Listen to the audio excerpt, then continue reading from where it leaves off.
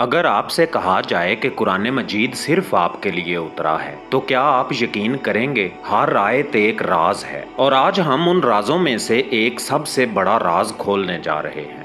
وہ راز جسے جان لینے کے بعد قرآن کبھی عام کتاب محسوس نہیں ہوگی۔ اگر آپ چاہتے ہیں کہ قرآن کریم آپ سے بات کرے تو یہ ویڈیو آخر تک دیکھیں، اور اگر آپ پہلے ہی قرآن کے کسی راز کو دل سے محسوس کر چکے ہیں تو کمنٹ میں قرآن زندہ ہے ضرور لکھیں۔ ویڈیو کو لائک کر دیجئے، اور اس سفر پر مستقل ہمارے ساتھ رہنے کے لیے چینل داستان اردو کو ضرور سبسکرائب کر لیں۔ تو آئیے اب چلتے ہیں قرآن کریم کے اس راز کی طرف جسے صرف دل والے جانتے ہیں۔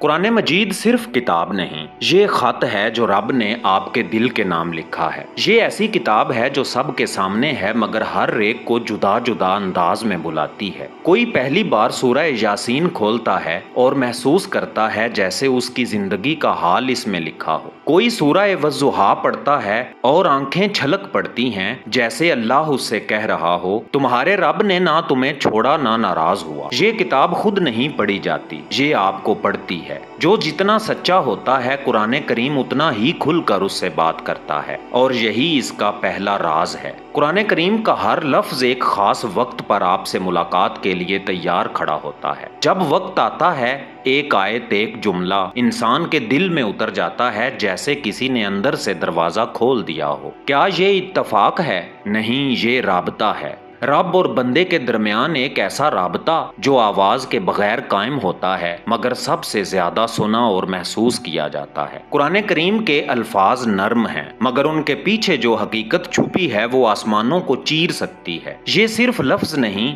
یہ نور ہے جو کسی پہاڑ پر اتر جائے تو وہ بھی بکھر جائے۔ اللہ تعالیٰ نے ارشاد فرمایا، اگر ہم یہ قرآن کسی پہاڑ پر نازل کرتے تو وہ اللہ کے خوف سے ریزہ ریزہ ہو جاتا۔ تو سوال یہ ہے کہ جو کتاب پہاڑوں کو توڑ سکتی ہے وہ انسان کے دل کو کیوں نہ بدلے؟ بعض دل ایسے ہوتے ہیں جن پر سالوں سے کچھ نہیں اثر کرتا، نہ نصیحت، نہ واقعات، نہ حادثے، مگر ایک دن قرآن کی ایک آیت اسے ایسا جکڑتی ہے جیسے بجلی گرا دی گئی ہو۔ آنکھوں میں آنسو، سینے میں لرزہ اور زبان پر خاموشی۔ یہ لمحہ وہی لمحہ ہوتا ہے جب قرآن کریم اپنے راز سے پردہ اٹھاتا ہے۔ اس دن انسان کو معلوم ہوتا ہے کہ یہ کتاب صرف پڑھنے کے لیے نہیں، یہ کتاب بدلنے کے لیے آئی ہے، اور جسے یہ کتاب چھو لے وہ پھر کبھی وہی انسان نہیں رہتا۔ یہی قرآن کریم کا ایک اور بڑا راز ہے۔ یہ صرف علم نہیں، یہ تبدیلی ہے جو دل کے اندر سے شروع ہوتی ہے۔ پیارے دوستو، قرآن بولتا نہیں مگر جب یہ دل پر اترتا ہے تو انسان خود بولنا چھوڑ دیتا ہے۔ یہ کتاب نہانی دریچوں سے اندر داخل ہوتی ہے اور وہ زخم دکھا دیتی ہے جو انسان نے خود سے بھی چھپا رکھے تھے۔ یہی قرآن کریم کا کرشمہ ہے۔